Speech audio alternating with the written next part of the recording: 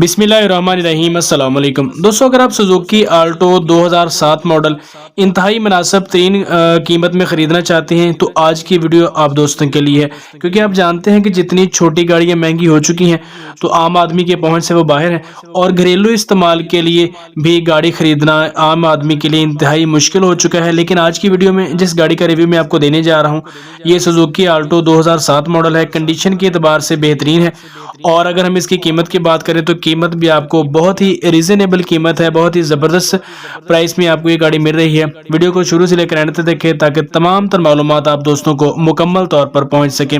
दोस्तों ये गाड़ी सुजुकी आल्टो 2007 मॉडल है, VXR वेरिएंट है और अगर हम इसके इंटीरियर और एक्सटीरियर की बात करें तो बहुत ही ज़बरदस्त कंडीशन इस गाड़ी की।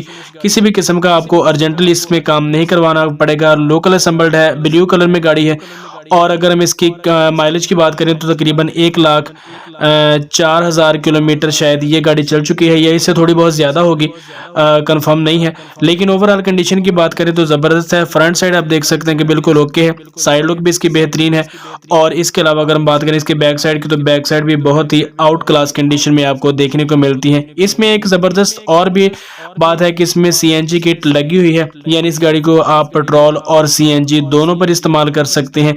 गाड़ी बहुत ही शानदार कंडीशन में है और इस वक्त ये कराची के अंदर मौजूद है और कराची की ही रजिस्टर्ड ये गाड़ी है। ऑनर का राब्ता नंबर मैंने डिस्क्रिप्शन बॉक्स में दे दिया है।